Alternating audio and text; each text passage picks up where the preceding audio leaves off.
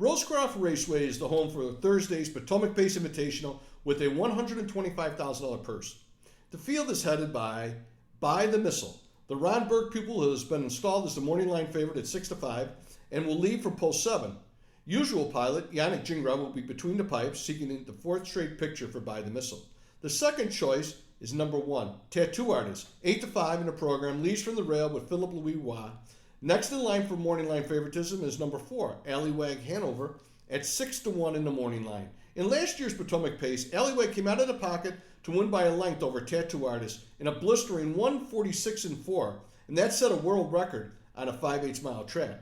To better appreciate the race, the charged up Tattoo Artist went to the quarter in 25-4, to the half in 53-1, stopped the timer at the 3/4 pole in 1:20 flat. It became a 2-horse race because Working on a Mystery, who landed third off the gate, basically came to a stop on the rail and jammed things up.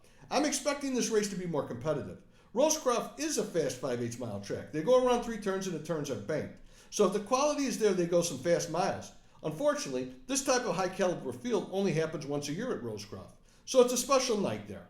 The invitation is scheduled at a great time of year to attract some very good horses, and also on a day of the week, top drivers won't be conflicted with other obligations, as is the case on this Thursday evening. Even though the Matron Stakes finals at Dover Downs are on the same day, races there will finish in time for drivers to arrive in time for the Potomac, which is scheduled to start at 10:55 p.m. This year's field also includes Line Drive Hanover, Leonidas A, a Buckabet Hanover, Loose Perlman, and Ideal Some Magic. Leonidas hasn't raced in a month. I'm not crazy about his post draw. He can lead, but that's not really his strong suit. And I don't think this race will set up properly for Line Drive Hanover to make much noise. Loose Perlman raced big in the Breeders' Crown Final, but Tim Teacher gave him a great drive and the track was sloppy and Lou likes the wet going. The track should be fast at Rosecroft, and I'm not going to use Loose Perlman at the top of the ticket. Same thing for Ideal Some Magic, who has had a great year and has one of the best stretch drivers in Jordan Stratton. But I think this would be a giant task for the 9-year-old to hit the top of the ticket, leaving from post 8. So I'm eliminating 4 of the 8 and will lean towards Long Shot, a Buckabet Hanover, who's 12-1 with Dexter Dunn, and that is the 5-horse, and Allywag Hanover, the 4-horse, at 6-1. And Exact is over By the Missile and Tattoo Artist, the 7 and the 1-horse.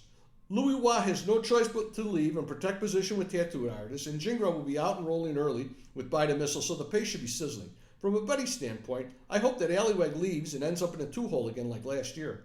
The price shot is Buckabet Hanover with Dexter Dunn, and he could be rallying on the outside to pick up the pieces in the late going if the pace is too hot and the chalks don't hold up. This is only the 11th start this year for Buckabet, and I have a feeling the Andrew Harris training is sitting on a big try, and Dexter Dunn could get some satisfaction after losing with the heavily favored Tattoo Artist last year. Both Allywag and Buckabet are worth using on top of the 2 chalks as well as underneath, especially Buckabet. I will also play an exacta box with the 4 and 5 as well. So I'm looking for Allywag and a Buckabet on top and underneath of the 2 chalks, and I'll box Allywag and a Buckabet Hanover as well.